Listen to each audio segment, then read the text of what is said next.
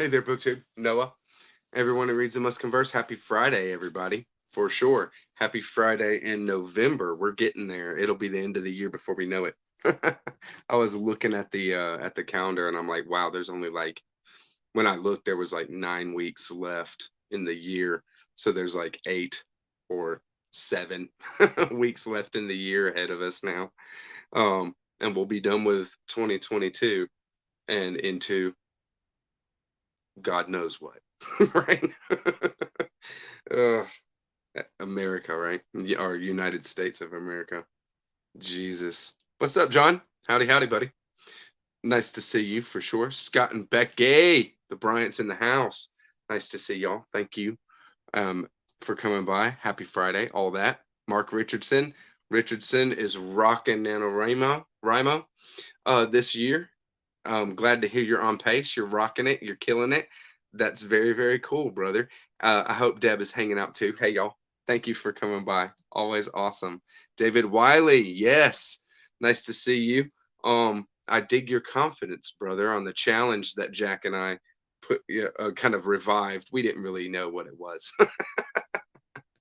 but it turns out it was this kind of challenge that was going around and didn't really. I mean, it doesn't. Who knows how much traction this kind of thing can give? It does take you not a lot of prep.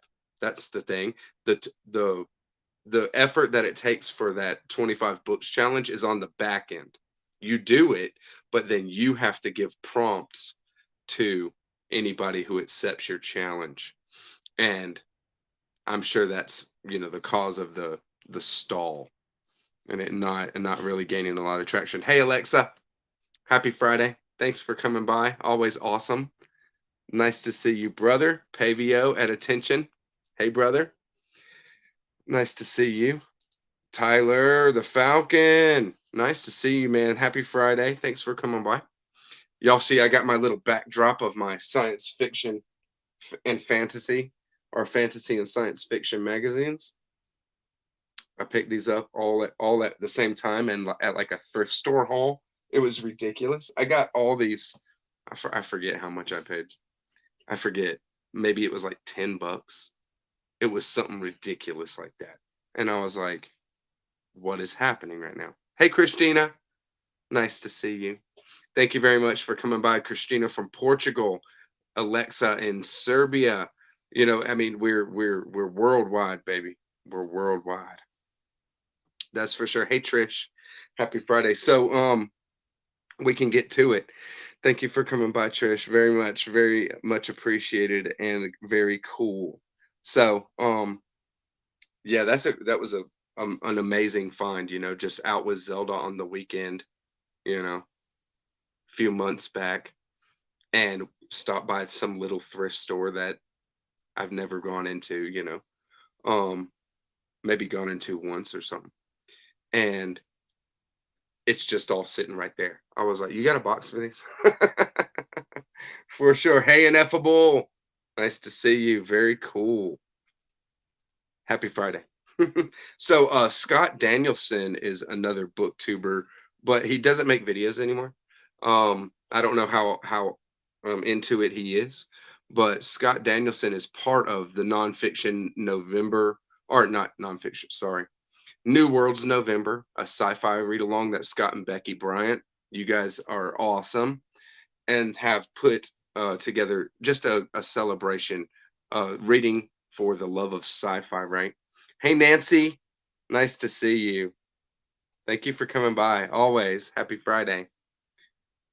Oh yeah, that's right. What's up, brother? My brother Jeremy in the house. Nice to see you. Happy Friday. That's for sure. So Scott Danielson is like a super strong sci-fi reader. He loves sci-fi. He's got a lot of sci-fi. He's read so much. Uh, I don't my sci-fi knowledge is nothing compared to what he the breadth he's just been reading. He has read everybody. We teamed up and Buddy read the whole Hyperion Canto. It's 4 books last year. It was an amazing experience. So we had set up to read Alfred Bester's The Demolished Man,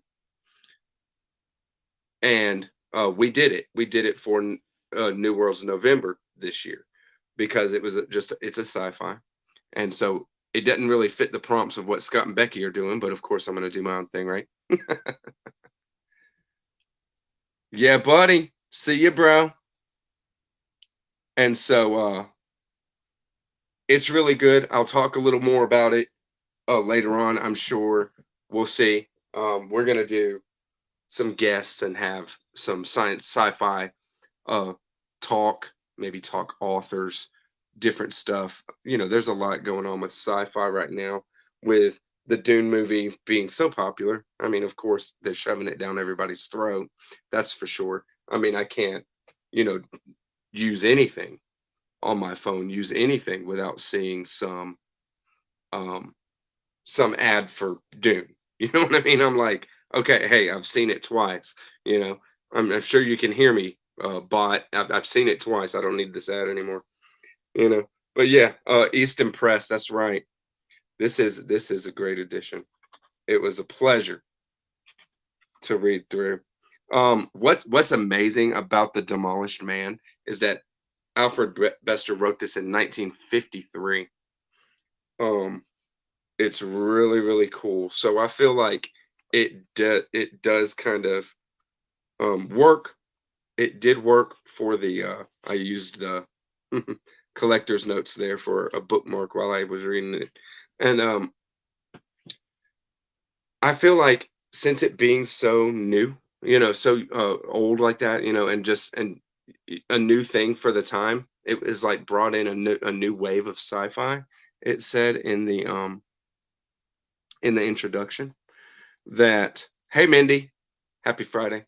That I think that it did work well for New Worlds November because Becky and Scott set it up that we're exploring short fiction because it's such a crux for the genre. Of course, you can see here, um, this is just short story after short story, short pieces, all sci-fi and fantasy related, and just making it happen, getting the genre built. It wasn't no genre for it. 1953 is it old? The 1953 is older than my parents. But you're only as old as you feel, right? That's for damn sure. Like y'all know. I turned on my birthday here. I had said, I feel like I'm, 20, mid 20s, is how I feel in my body. But it's just how it goes.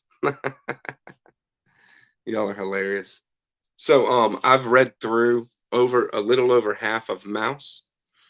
Um this is great, and I'm just re-experiencing it. I read it when I was a lot younger. I don't remember a lot of it now that I'm touching it.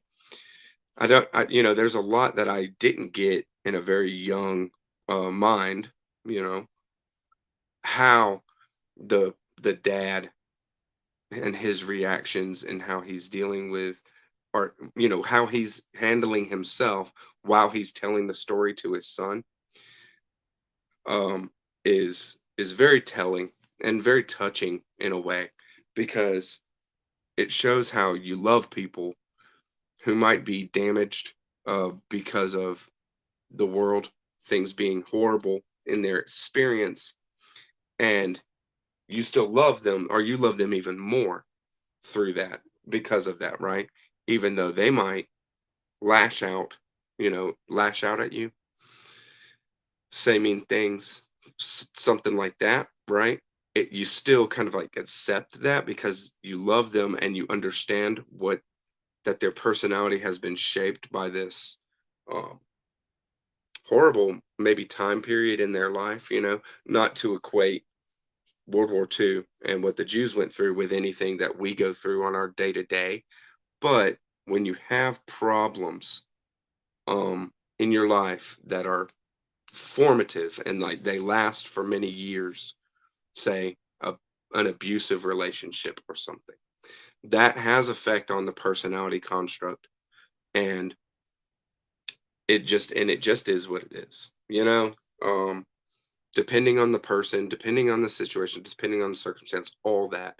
But the kind of backlash that we get from that is shown in Mouse very well, and it is not, in your face. It's like it just is, it happens. You see how people, something like he throws away, the father throws away the kid's coat at some point.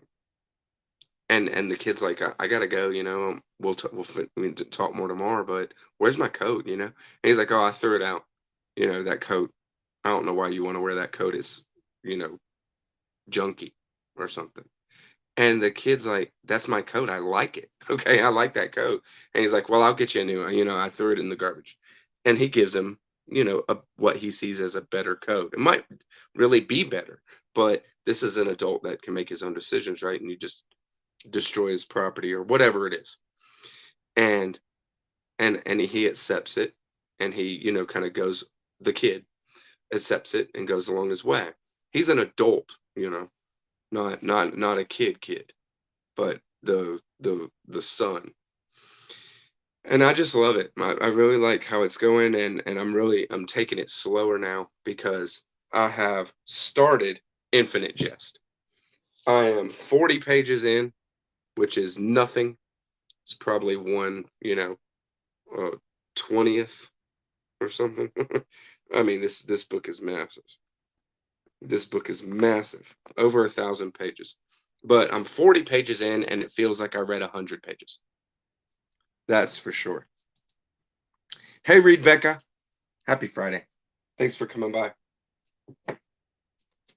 I don't have much to say about Infinite just because I did only get 40 pages in, which, doesn't give me a good idea of anything. It's just like I'm still getting introduced to characters, and these kind of things and certain situations, and acclimating myself to the setting through what I'm being presented, all that stuff. I don't really know much anything, and it is a futuristic sci-fi-ish kind of thing. The United States, there isn't years. We're not on a calendar like that.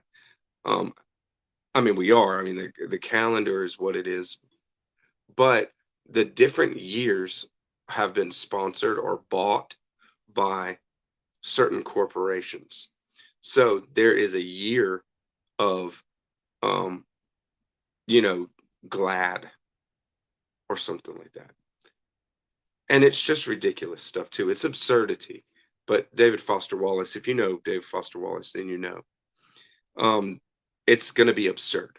It's going to be hyper aware, very, very detailed, and it's going to be absurd as all hell. Yeah, well, the first 40 pages is where I'm at, and it is. I've been paying attention. I mean, I know what all I've read, but you can't remember it all. I mean, there's so many details. But it is, it's great. I mean, I was interested, but it was crazy that I've only read 40 pages because it really is so much information that I feel like it was 100 pages. I should be 100 pages in. Hey, Danny, nice to see you. Happy Friday. Thanks for coming by for sure. Yeah. That is my last big book for a while. That's right. I'm doing Infinite Jest as the end of the big book takeover in 2021. And then, you might see a big book. I am reading a big book in 2022 for March of the Mammoths for sure. Um, I don't know when we're gonna drop that. I'm not gonna spoil it unless he wants to. I'm gonna read it in conjunct, in along with another booktuber for sure, just like I did the Recognitions by William Gaddis this year. That was one of the books that I read with the biggest group because everybody was reading big books in March. I love that uh, that read along. That's really up my alley. But I have been um, I got too interested in Cena beating around the books by her read along. So I'm gonna go ahead and jump into House of Leaves. And I'm not gonna finish this by the end of the year. This is gonna start in December and then go through January. So I'll probably read it, you know, very close to the end of the year. I'm not reading much anything else, just little stuff on the side. Infinite Jest and this. That's the end of my year. So I think I can do them both, but we'll see. If I don't, there's no pressure for this, and I haven't started rereading it yet. I've read House of Leaves before. I love the book. I love it. And I have done, gotten in group reads and retouched parts and read along a little bit with the group, and I've definitely contributed to conversations like that, and then touched parts when I'm getting into certain conversations about what House of Leaves is about and all that kind of stuff. But we'll see. We will see. All right. So I did put it out that we could have some guests on tonight. That's what I've read, and I want to talk more about the Demolished Man when I get some buddies on. So we're gonna have some guests jump on tonight. That's for sure. Yeah, Ken Trapp.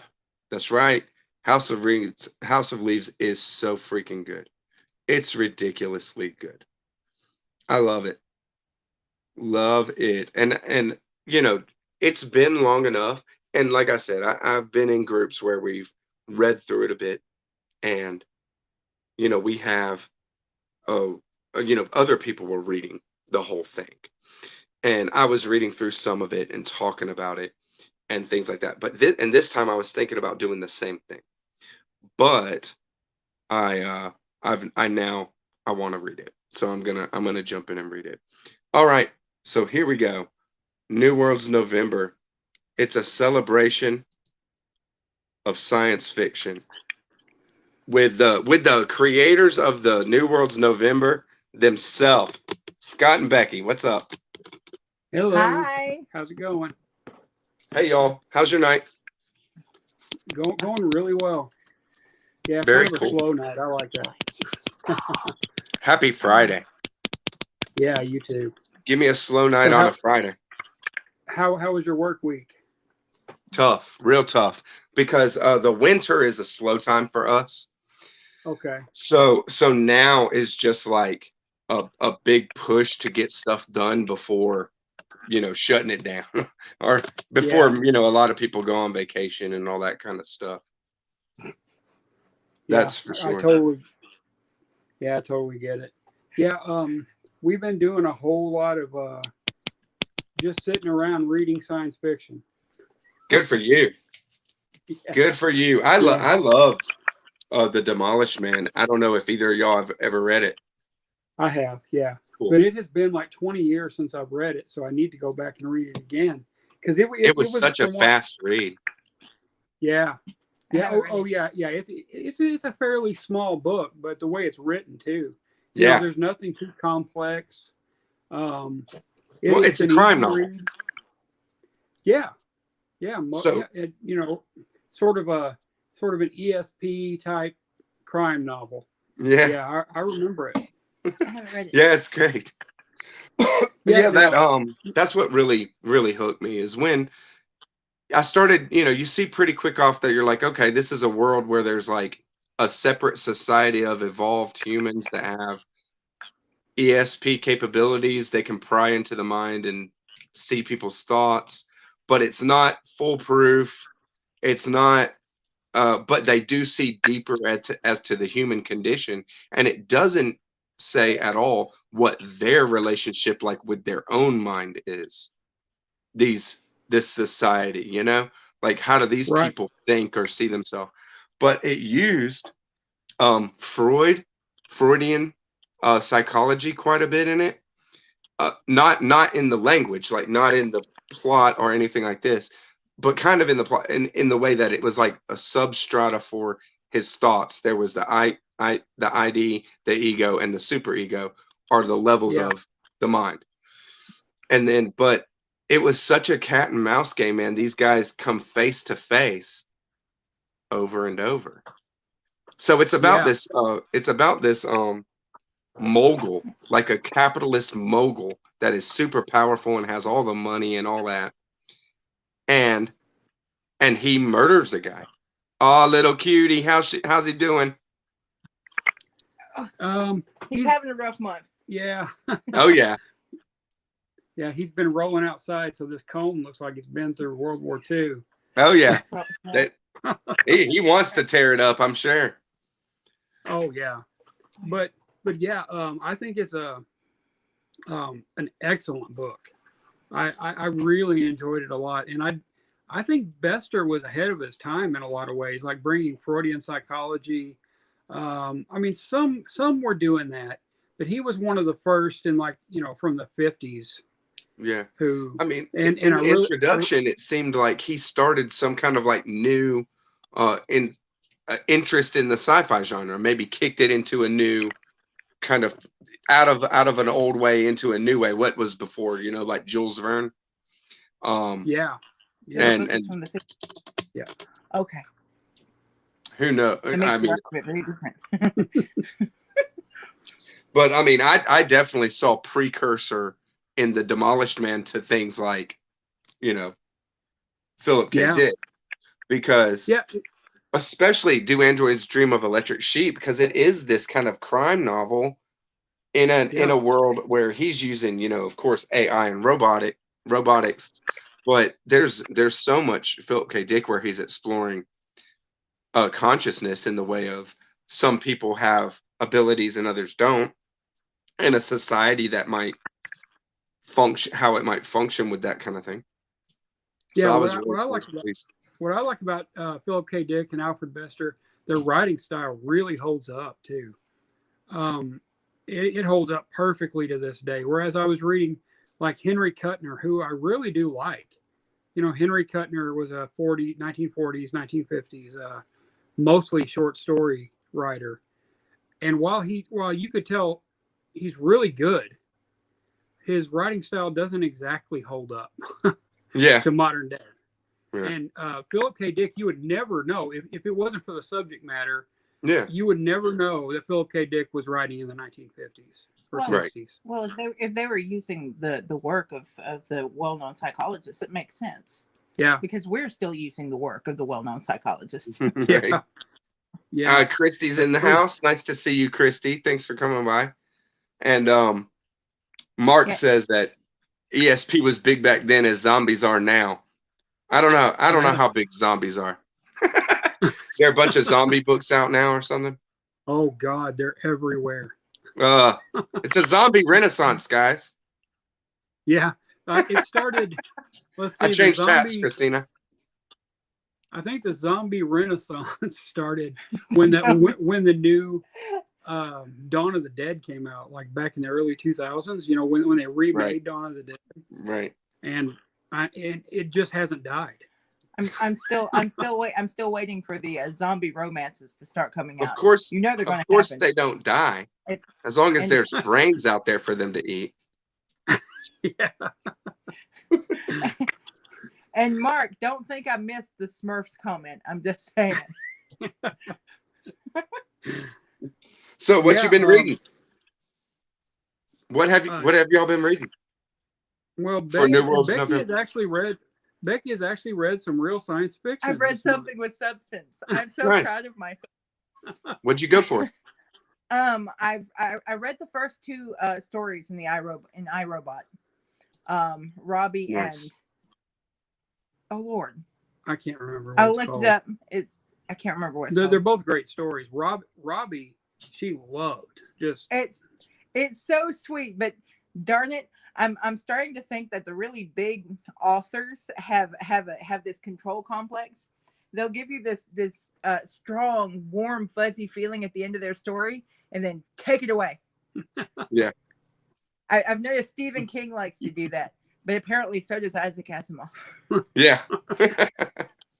Yeah. Asimov is good God, that guy was prolific. I saw a 1982 interview with him the other day on David Letterman, and he had already written 261 books, I think it said.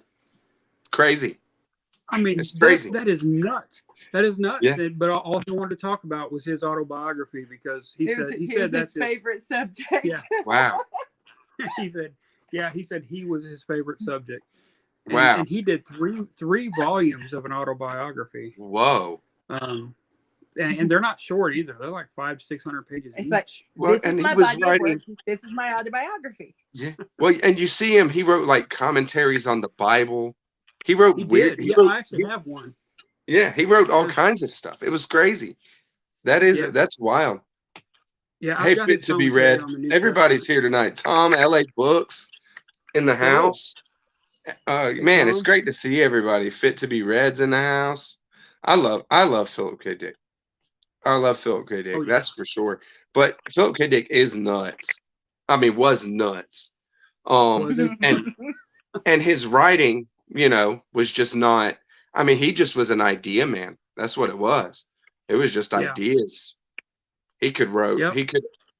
He was so prolific in writing. Maybe not as prolific as Asimov. I don't know if anybody is. I don't know if you could say Stephen King is.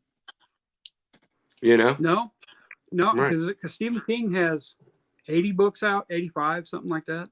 Right. His defense, they- Stephen King's books like Well, yeah, this thick.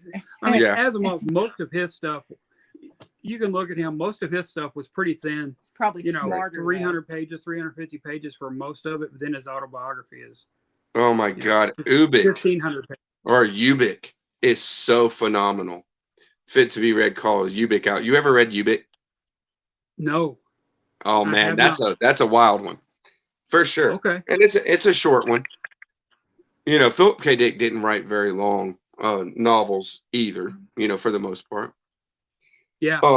I strong and short love stories. Yeah, I love his writing style. I read the short story Second Variety the other day. That was awesome. Yeah. That was really good.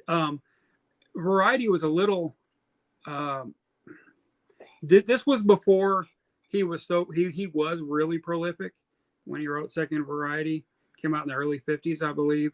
Again, ahead of its time, but you could tell he struggled a little bit with writing suspense and things like that when he was younger, which he did not have that problem when he got older. No.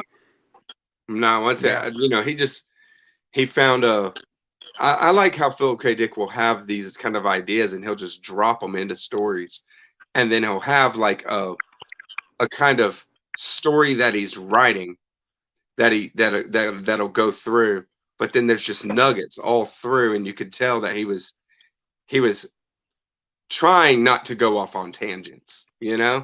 He was actually keeping a story going so that to have a real story beginning, middle, and end kind of thing. And there's just ideas everywhere. I love that part of his writing. Yeah, I like that a lot too. I don't remember who it was. I want to think it was Reed Becca. She's in the chat. A video that I saw earlier. He said, or she said she's reading Ted Chiang, maybe Stories of Your Life and Others. That's a great collection. And earlier this year, I was gonna save it for New World's November, but I ended up reading it. September or October is Ted Chiang's Exhalation, the second collection of his short stuff. And I was very critical of this book. I did not really enjoy it. I was every single thing about it seems like I was just like I wanted more, that kind of thing. But then I talked to some people about it, like Scott Danielson, who when we were reading Bester's Demolished Man, and he was just like, and we were just talking back and forth, and I voiced how I saw his writing and things like that, and with him talking about it as well, I kind of saw that I was being super critical, and maybe because I'm sitting here reading Borges. Right? Yeah. And I mean, Borges is like mind blow in two pages, full complete mind blow. Whereas Ted Chiang wasn't, doing that kind of thing.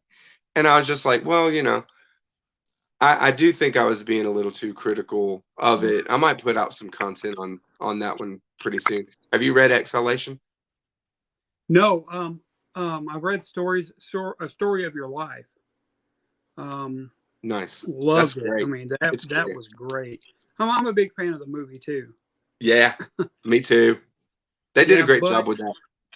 they did. I was really shocked at how close they could actually tell that story on screen, because Sure. it's a strange story. Oh yeah. I don't know how they did it. I mean, they changed a few things. Oh yeah. Like in the book, the aliens weren't actually present, but in the movie they were. But yeah, it was one of the best stories I read for Aliens Week. Right, it was there. It was right there with Bloodchild by um, Octavia E. Butler, which was Nice. an Right. amazing story too. First thing by her I've ever read. Have you read her? I have not. That's the like number one on my list of authors It of was mine sci-fi too. that I have never read. I have Kindred on the shelf. I was like, I'm gonna start there. Everybody loves it. Everybody Yeah, loves it. That's read it. Says it's a powerful work. It's good, just good, good, good, good. Read it. Um, yeah, and I mean, Pavio's done a lot of content on Octavia E. Butler. Um, and then I've just heard so many booktubers talking about different Parable of the Sower, think other yeah, books. So where am I on this? You know? yeah. She's sorry. Link has given us all kinds of fits. Um, you can the thing about her, I'm not always smart enough to know what where the allegory lies in her stories, but Yeah. I know it's there, and it makes me go study what she's writing. um like Bloodchild, I read two short stories of hers one night. I read Bloodchild and Amnesty, and they're both just amazing. I Nice. mean, awesome. I really think you're going to love when you read her, because Yeah. um, she's not a surface writer. I mean, you got to read between the lines, and I know you love that kind of stuff, and I do too. Um, but I think you're going to love it. I mean, it's a story. Bloodchild is a story about love and sacrifice and all everything like that. But it is not at all a story that you can just read on the surface and get what she's trying to say. And I really Sure. appreciated that after each story she gives you a couple of pages of commentary of Nice. what she was writing, how she was writing. That's Excellent. good. That's cool. Yeah, you're gonna love it.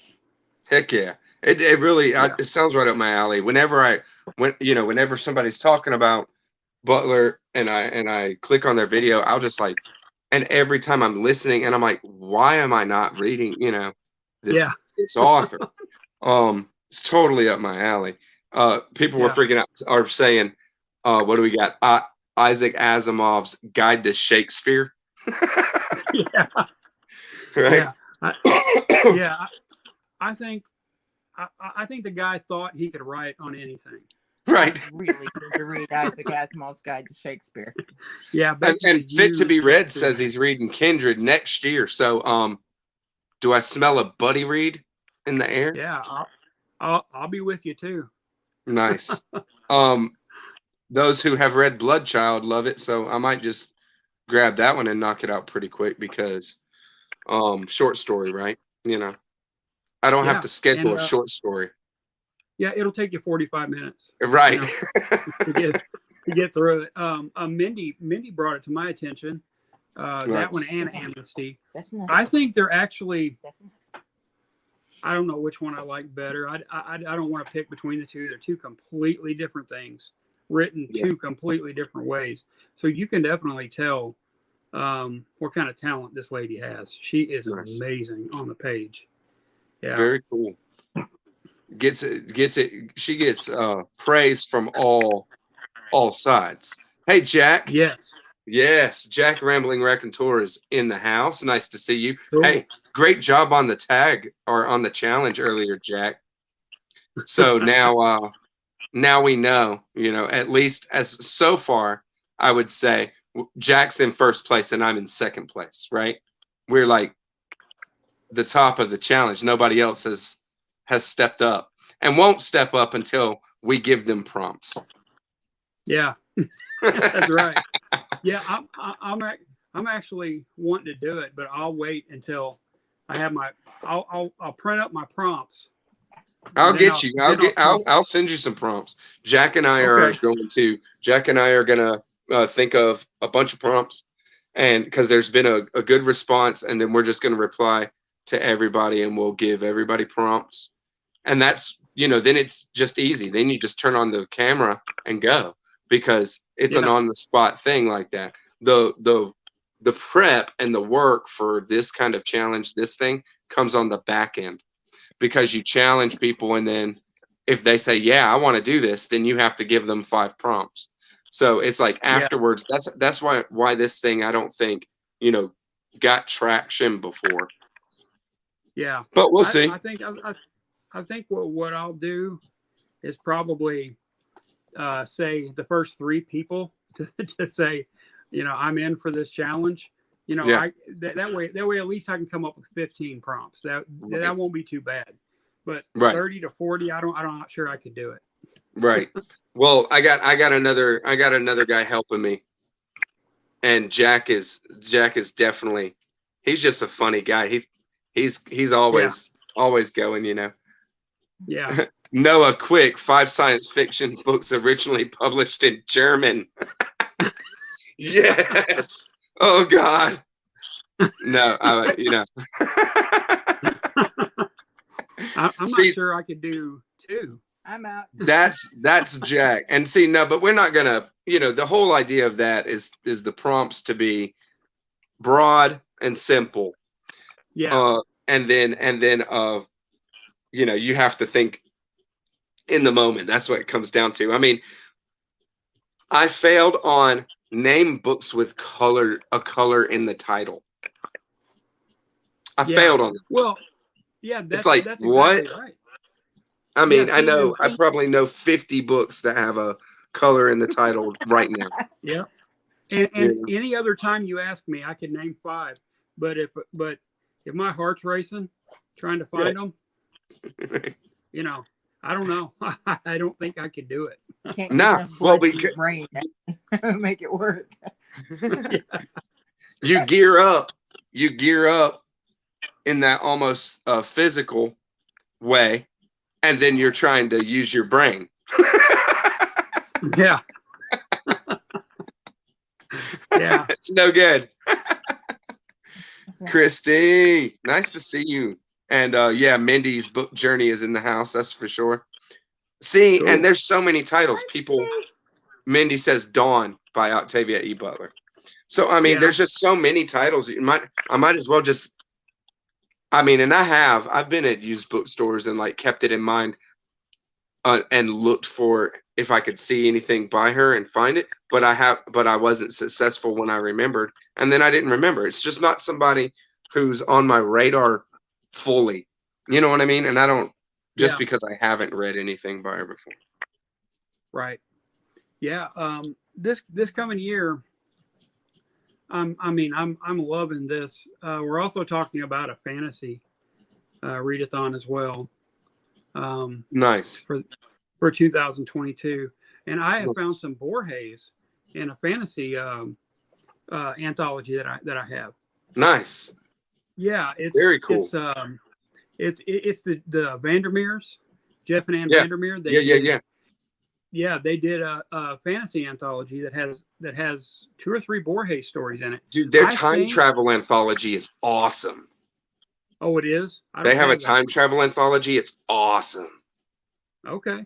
But cool. I haven't read anything of their fantasy. Yeah. I really enjoyed the Southern Reach trilogy. Yeah, me too.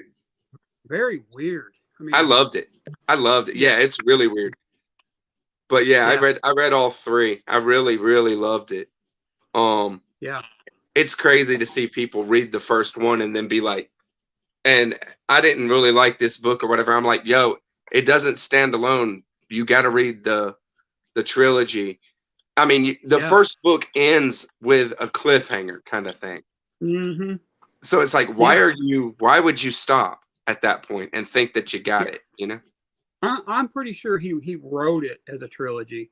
You know, that he wrote the first one knowing there was going to I'll be be at right back. least one Or more. I'm just going to, Okay. my dryer's going doom, doom, doom. Oh, One okay. second. You go ahead. Okay. Yeah. Who said that? Falcon. I read the first Foundation book by itself, and I haven't read the others because I wasn't all that jazzed about it. You liked it, but not. Yeah, I liked it. I recognized the talent that goes into it. It's not my normal type of reading. Right. But I'm going to have to read the second one just to say I've read the Foundation books. Yeah. Because I got to tell you, you guys have read so much more than I have. Well, no, you've read more books than we have. Believe me, she's read probably I bet. 25 books. 25 books in the last 12 days. Right. I bet Becky's read more books than I have. For sure. I've been enjoying myself. Well, I've seen Becky read 30 books in a week. Right. They're short books. Sure. Really, really short books and really fluffy books. I have a lot of short books. I don't have a lot of fluffy books. Yeah. Yeah. See, there's the difference. Well, Calvino writes short stuff, but it ain't fluffy. And No, well, I love Calvino. Yeah. I've got about 5 Calvino books, and I've made it halfway through one, I think. Yeah. And not because I don't want to finish reading. Which one? Oh man. It's his most famous one here in the U.S. Invisible Cities? No, it's something on a summer night or If on a winter winter's night, a traveler. That's it. Yes. It's amazing. Oh Yeah, I have but no it's doubt. not your typical story. No, and he writes deep, and then his translator translates it deep. Right. Hey, Amy from the dusty bookshelf in the house. Oh, hey, Amy. Man, I when we're talking, I can't keep up with the chat, but it's all good. It's all good. They're here to hear sci-fi talk. Yeah, Mark Richardson. They were all Smurfs. Yeah, they were mostly blue, but there were probably some red ones and some yellow ones. Yeah, mostly blue though. But yeah, I'm scared to read outside of my comfort zone anymore because last time I did that, I read House of Leaves. Yes. Yes. No, Noah. No. There it is. It's that one too. I've never been so mad in my life. It's amazing. Why? Did you get scared of the Minotaur? No. Becky, I got scared Becky. of that entire chunk of that book that there's like every other word is missing and you have to decipher what he's trying to write. Well, you just read every third word, and then when it goes to the next page, you read every fourth word, and then you go back and read every second word on the page before, and it makes the sentences right. No. It's see, No. and here you read the windows, and then you read the text here. You know, you go through the windows first, right? You know what I mean? Oh yeah. You know? I got that. I didn't want that. I got that. I really, in that book, the only thing I enjoyed in that book was the story within the story within the work. I thought the crazy, creepy house story was amazing. Everything after that, I was like, what the Right. crap am I reading? Yeah, there's so many. I mean, it is like the nested narrative. It's crazy how nested House of Leaves is. I can't wait to experience it again myself. It's a short story within a written work, within a found footage film, within a like word of mouth tale. I've never come across anything like it, and I hope I never do again. Well, I don't think how do you there's anything like it. No. There's not. There really isn't. How do you think he wrote that? Did he write it 1/5 at a time? You know, did he? Because there's like 5 stories going on, right? Right. Do you think It was put out? It was put out on the internet in like a serial kind of form. Okay. And then it was compiled and reworked for the book. You know what I mean? But it was put out. It was like an internet phenomenon kind of book. Okay. You know, I don't know how I would like it, but I can at the very least respect the creativity. Yeah. And that so many people do love it for what it is. I don't know if I'd like it or not. I really did like the section of the book where the words the phrases kept getting smaller, or they would wrap around the page. Yeah. That was effective. It was creepy. There's a lot. It's very creepy. That's for sure. I mean, House of Leaves is kind of scary because I mean, me, when I read it, for sure, I felt like the text is so like imposing because there is this crazy nesting going on, and you're almost like covered up with stories, and it kind of felt claustrophobic like that, even though it was an open kind of space. There's all these different stories, almost like having all these different rooms, all these different compartments of things, but you're in this and you can't navigate your way out and all that. Like, so the book is the house, you know, in a big way. Okay. And it's you know, there's just it's just scary. I mean, you know, it definitely gets in your head. It gets under your skin. I've heard a lot of people say that, and that they couldn't read or they couldn't sleep for days after finishing it because it stayed in their head. It definitely does. Okay. I mean, Cena over at Beating by the Books is doing a freaking thesis on it. Oh, wow. I would love to read that thesis. Yeah. Oh, yeah. I'd love to read that.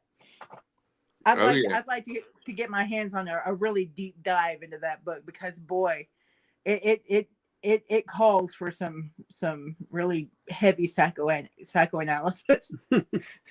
Right. But right. Yeah, Mark Richardson said 50 Shades was an internet phenomenon too. Yeah, He's right. You're not wrong, Mark.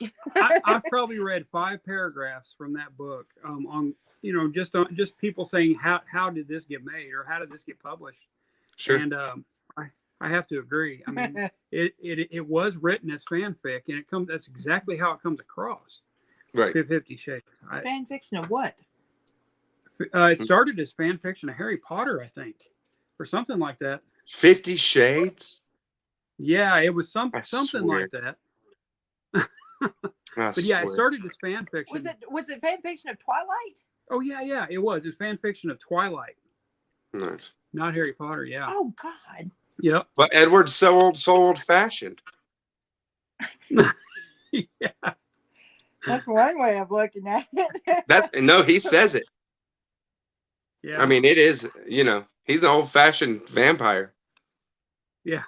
Yeah, he's what, 200 years old or 150 years old or something? And he's in love with a 17-year-old. I think there's something wrong with that.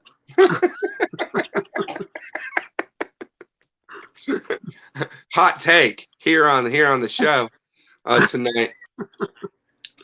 Just so you know, down by the Twilight and whatever the chick's name is in Twilight, that whole thing, it ain't right. Bella. Yeah, her name is Bella. Bella. You know how I know? Because every dog that's been born since then that happened to be female has been named Bella. Oh, that's funny. So, I don't know. I would never. I salute you, Scott, for reading 5 paragraphs, but I would never even try to put myself through anything like that. I don't know why people do that, but I have at least heard the movies because I have teenage girls. Yeah, so sure, absolutely. They've watched them. They've watched them in my presence, that kind of thing. Yeah. But Ender's Game. So back to sci-fi, Yes. guys. Ender's Game. Falcon saying Ender's Game. He liked the book quite a bit, and the ending was a gut punch. There was no better ending to me in my young reading than Ender's Game. It Oh, was me like the too. Oh, it end was was amazing. so good. Yeah. I'd never cheered so hard at a book, or really just kind of was like, what is happening here? You know what I mean? Uh, this was the definition, pure definition of a climactic ending Yeah. Oh yeah. that you never see coming. It's just great. And then Yeah. but looking back on it and seeing it from here, I think, well, he put you right where he wants you to be with Ender. And Ender's a kid, and kids don't know Yeah. what's going on. They don't know big picture. They're not looking big picture. It's always it's just what they're doing, And you were there, you're there with Ender, and you don't know the big picture plans at all, Yeah. just like Ender did. Yeah. One thing I absolutely love about that book, and I talk about it all the time, is Card's attention to detail with the space station that Ender is in. There's this one amazing scene, and it's just sort of an aside where Ender's talking about walking down the hall, and he can actually see it disappearing ahead of him for the curve of the station that he's in. And for some reason that stuck with me for years. I absolutely love the attention to detail he's got there. Yeah. Yeah. And I that's the one book that I will challenge any non-science fiction reader to go read and not enjoy. Mm-hmm. Nice. For sure. It's awesome. I mean, it is a great book, and I think it is sci-fi for people who don't read sci-fi. Oh yeah. Sure. And it's like it's so you can just feel being in the battle school.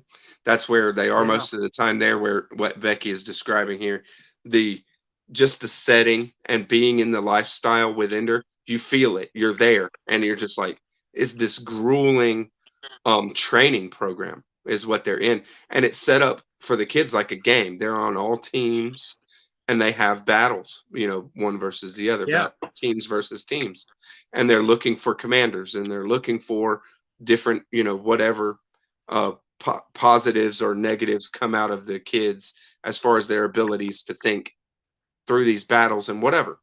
It's very, very, very detailed and so fun, but gets to a point where you're like, man, this is brutal. This is brutal stuff. But if you like any, I mean, it appeals to a much broader audience than sci-fi, just sci-fi, because it is a struggle, a story of a struggle, and and it's a really good character study. That's what I was looking for. It is the whole is good character study. The whole of the Ender's. I think it's 4 books altogether. Yeah. But they do. I really like what one it ended with. I really like what Ender what Card did with Bean, because he did that Ender's Shadow, and it's the same story of Ender's Game, or the same time period of Ender's Game, but from the perspective of Bean, who is another kid that's in Ender's team, that ends up on Ender's team, and you see the whole story from Bean's point of view. It's great. Okay. Yeah, I haven't made it that far yet. I read the first 2 now, but I eventually have to get to Xenocide, which I haven't read. It's kind of a Rosencrantz and Guildenstern are dead sort of idea. But yeah, we're having a great time with New Worlds November. I'm glad for everybody who joined. We've had an excellent. Thanks, Fit to be read. Good night. Nice. And we still have 2 weeks for anybody who wants to read some time travel fiction, Right. or actually just read any science fiction you want. Right. You I all know figured you I want to figured read I your might alien romance. I figured I might. I'm gonna put out some content on the Demolished Man for New Worlds November, and then Cool. Scott and I might get on and do a conversation, just a Yeah. live exploration kind of thing. But it'll be posted as a video, and it'll be like full spoilers, talking about everything. You know what I mean? Cool. So I'll put out maybe a video that's not spoilery, just talking about it. I'm still gonna. I mean, it's old as hell. I'm not gonna. It's almost 100 Yeah. years old. I'm not worried about spoilers over here. But then I might, for the second part, I might retouch some of these stories. I read it 2 or 3 months ago, so recent enough I remember every story just by the name. You know what I mean? But I might retouch a couple that are longer. There are a couple that are long in here, and then put out some content on Exhalation by Ted Chiang. And in here is everything. There's a robotic AI, a story called the life cycle of software objects. That was a pretty wild story. Yeah. Over at Rambling Reviewer, he just finished that story. So, yeah. Very cool. Yeah, that's where I did see him saying, maybe it was in our Discord, right? Saying that he was reading this. Yeah. Is that right? Cool. Yeah. The first story of this is my favorite probably in the whole collection. It is The Merchant and the Alchemist Gate. Awesome. Oh, okay. And then Cool. the last story is called Anxiety is the Dizziness of Freedom. It's awesome. Cool. But even with that, there was like, I think I might be being too critical, but I'm a really generous reader. I really am. Like, I mean, I enjoy almost everything that I read. Oh yeah, for sure. And I praise it. You know what I mean? I'm not here to be critical of stuff. So when I feel like I don't like something for certain reasons, I feel like I'm kind of justified with it. There's real reason for it. And it doesn't mean I don't have to support it. I just don't put content out there like that. So it's just navigating that, because I'm not trying to. I mean, people love the book. People love Ted Chiang, even though he hasn't really put out that much. And I don't think he's put out that enough to really be lauded the way that he is. But hey, this is the time. Who's another really ultra current sci-fi writer that you can, who, you know what I mean? So it's like, right. We support who's out there doing it. So it's all good. Yeah. Yeah. I like his writing style. I'll give it that. I like that a lot. But of course, I've only read a story or two. I think I read 2. He's a fine writer. I didn't have any problem with his writing style. That's for sure. Yeah. Or even his story, his way of telling a story.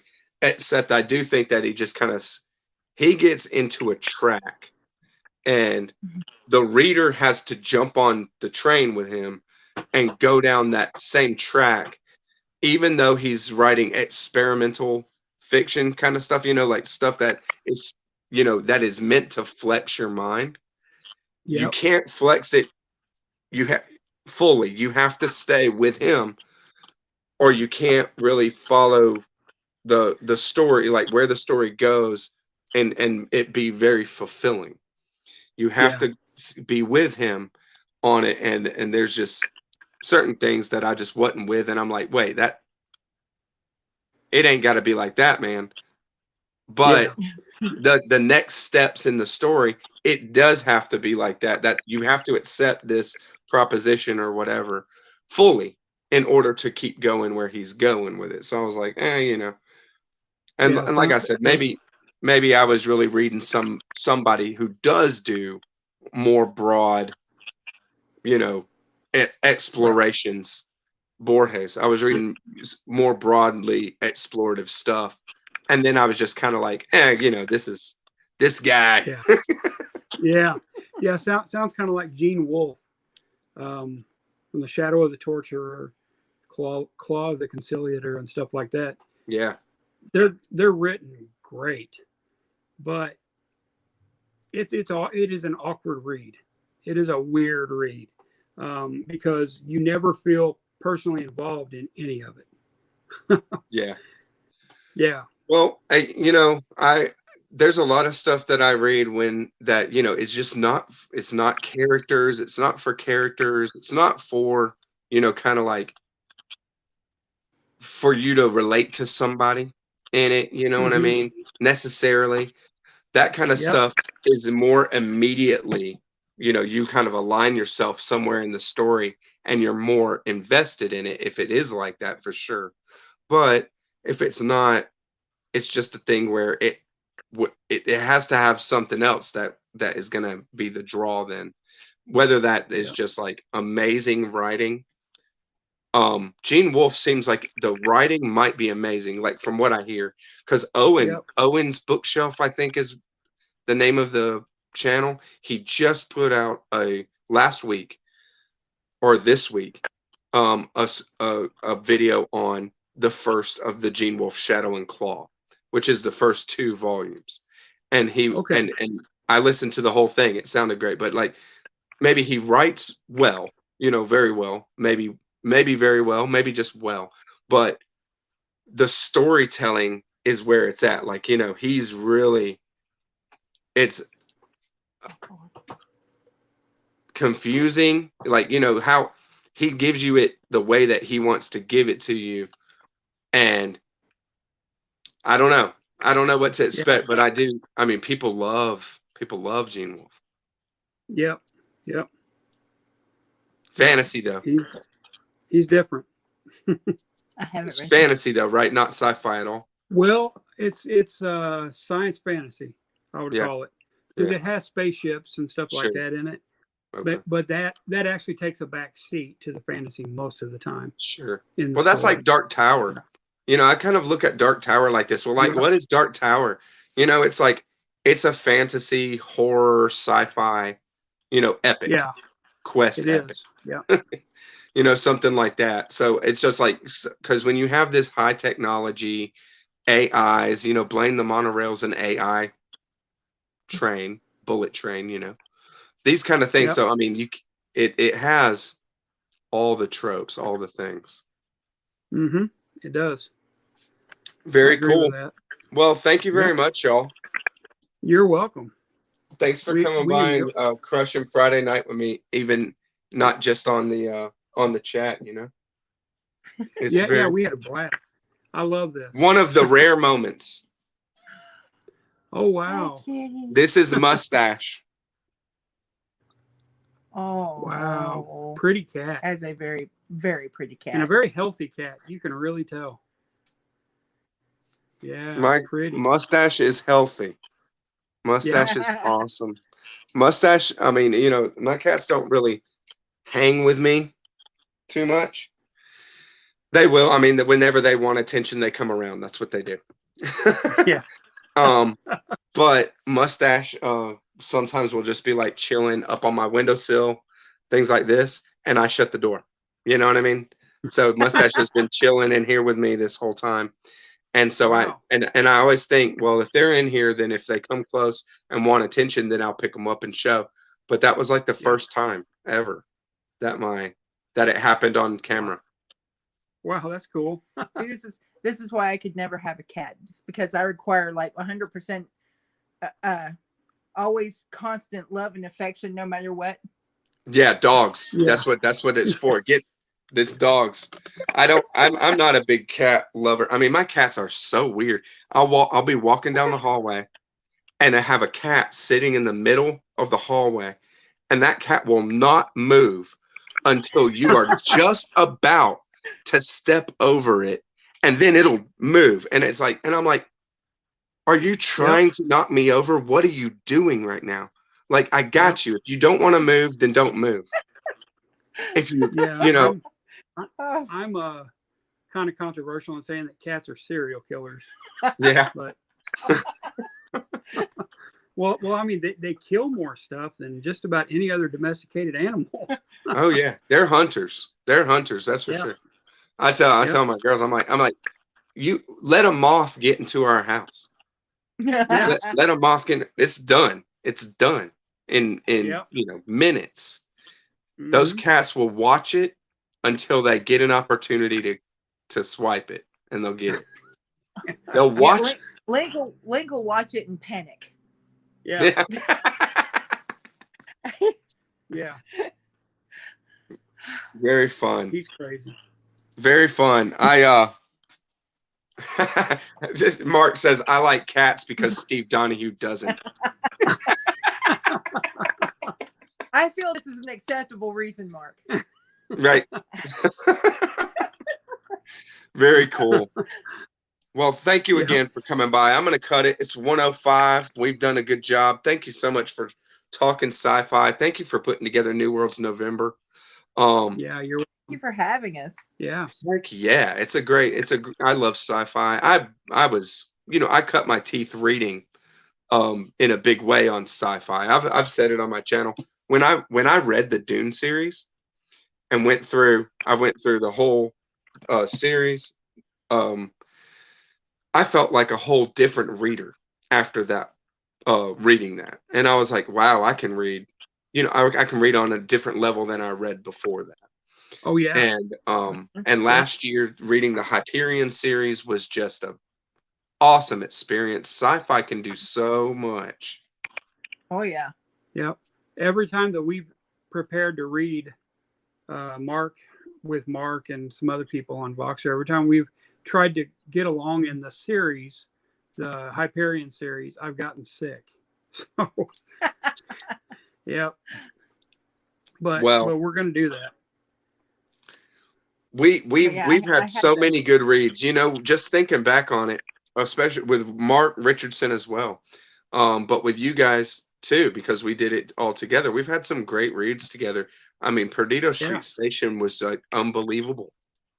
Mm-hmm. That was a traumatic read. It doesn't stop. The guy is nuts. Yeah. It's nuts. Relentless from beginning to end. It is brutal. Yeah. And the end is so brutal. Yeah. Oh. You're so sad for his woman, for his bug woman. Yeah. Yeah. I still stop and think about that ending and just go, oh. Yeah, and Motley, what a monster. Yeah, I know. Yeah. Unbelievable. One of the worst gangster characters I've ever seen in a book. Just awful. Yeah. But one of the most nihilistic story when you think about it. Yeah. And I think about it, there's so many aspects of it that I won't bring to mind until I think about it. Like that first chapter where Isaac eats the dream from the slake moths. Yes. Right? That chapter was a mind blow. It was like you're going through all the dreams of everybody in the town or something. Isaac can see it. And it's like, I've never seen something like that in writing.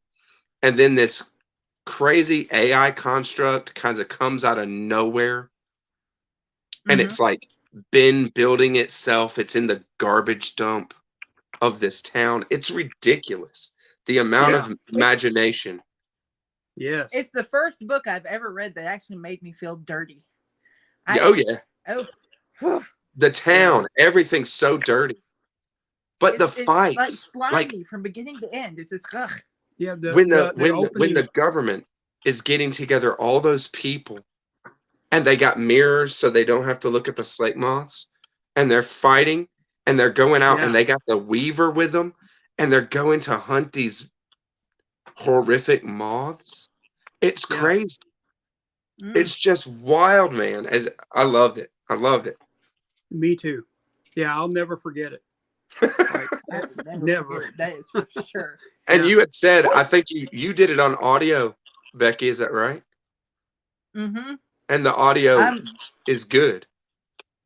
Yeah, the guy who read the audio it was on Audible. The reader was amazing. Was absolutely amazing, to the point that I'm sitting here listening to it, going, "Oh my God, I don't want to listen to this anymore." Right. There was one scene in that book. It was the scene with the pigs at the butcher house.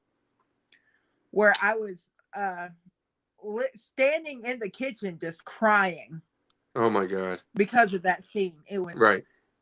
horribly traumatic. She soldiered Right. on though. Horribly traumatic. And I'm sitting there going, I don't want to read this anymore. I'm not going to Right. read it anymore. Scott's like, okay. And I was like, okay, I'll finish. I remember saying in our read along, being like, Becky, it is all good if you don't want to read this book. Okay. There's a Yeah. lot of stuff I don't want to read, and I just don't read it. Yeah. Mostly, I but hate for reading much every different book, reasons than you don't read the things you read. Well, Yeah. Becky rarely DNFs anything. Yeah. Right. It's Oh, I'm it's sure. extremely rare. Yeah. Nice. And me And too. I don't like it. I mean, I don't feel like I can make my mind up on a book unless I've read it. I wouldn't, Absolutely. mhm. even if I And I don't see like it, yeah. I wouldn't And bash it. I see reviews from people saying, I didn't make it all the way through, so I'm going to give it 1 star. Right. I'm like, do you have any idea what you're doing to this author? Right. You And read 15 pages. there's something to be Mark, that said. ain't funny. Yeah, there's something to be said about a book like that doesn't work. You know what I mean? But there's a lot of books out there that you could grab that just ain't for you, and your choices on what to read, Mhm. you're responsible for that as well. Yeah, that's right. If I picked up, there's a lot of books I could go and pick up, just go to the new books at Barnes and Noble or something, I'm sure, and just randomly pick up a book and then hate it. Like totally go and Oh, hate on it, you know. But why would I do? Well, I'm not going to waste my time like that. But if I did that, then it's my responsibility grabbing a book that I know I'm probably going to hate. yeah, that's right. Yep, I agree with that. Yep. Look at this. Yeah. I was joking, Nice.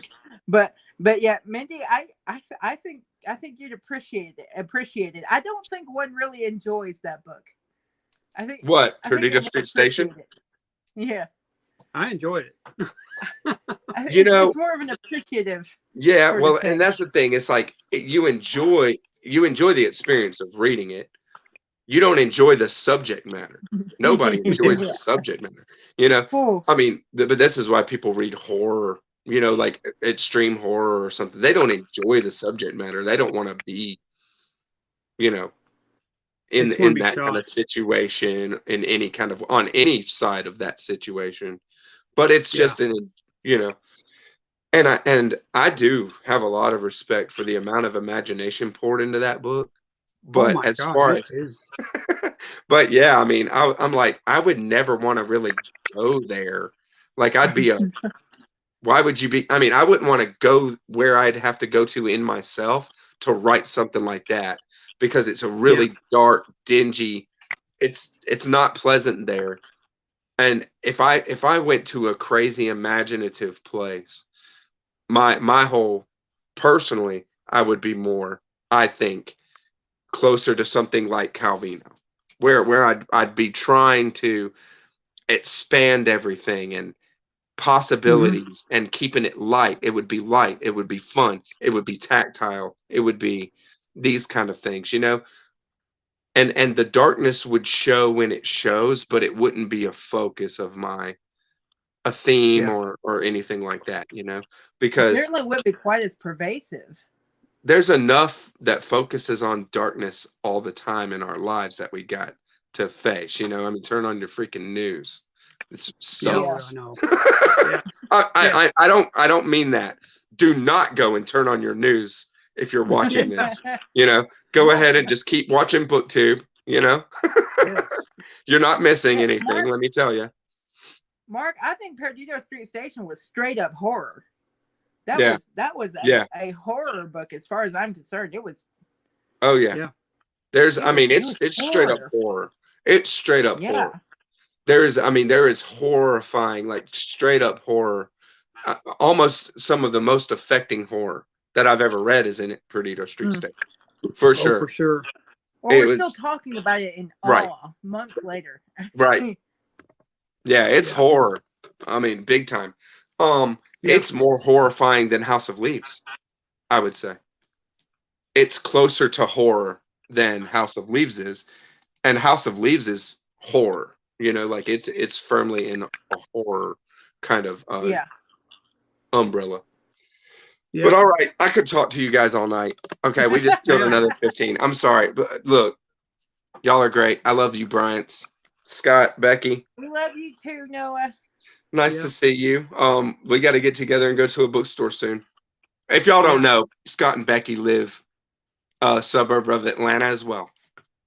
Yeah. So we've met we're- up we're a little before, far- and I'm looking forward to it again. So thank you everybody Yeah. for coming by. Me too. Everybody in the chat, y'all are great. Happy Friday. Have a good night. Yep. See you later, Bryant. Bye, everybody. Bye.